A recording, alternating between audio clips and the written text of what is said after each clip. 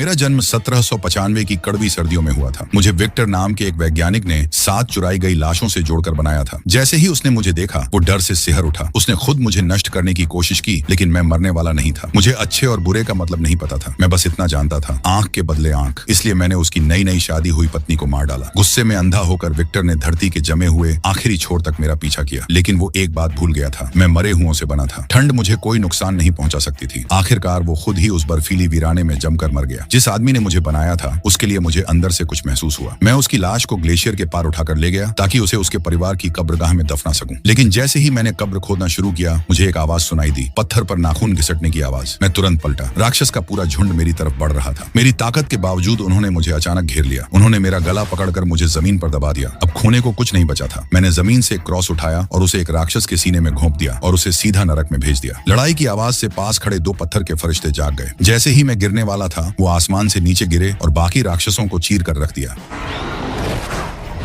जब सब खत्म हुआ, वो वहीं खड़े मुझे घूर रहे थे, जैसे समझने की कोशिश कर रहे हों कि मैं आखिर हूं क्या। फिर उन्हें विक्टर के शरीर पर उसकी डायरी मिल गई और उसी पल मेरे अस्तित्व की सच्चाई सामने आ गई। मेरे होने का मतलब था, अब भगवान इकलौते सृष्टिकर्ता नहीं रहे। फरिश्ते मुझे अपने मठ में ले गए ताकि गार्गोयल रानी मेरा न्याय कर सके। कमांडर ने तर्क दिया कि राक्षसों ने मुझे जिंदा पकड़ने के लिए हद से ज्यादा कोशिश की थी। जरूर इसके पीछे कोई वजह थी। उसने मेरी फांसी की मांग की, लेकिन रानी इतनी जल्दी फैसला सुनाने वाली नहीं थी। उसने मुझे ध्यान से देखा और कुछ अप्रत्याशित पाया। मेरे पास आत्मा नहीं थी, लेकिन मेरी आंखें बिल्कुल साफ और निष्कलंक थीं। आखिरकार उसने फैसला किया, जब तक खुद भगवान मेरा न्याय नहीं करते, तब तक मुझे जीने का अधिकार है।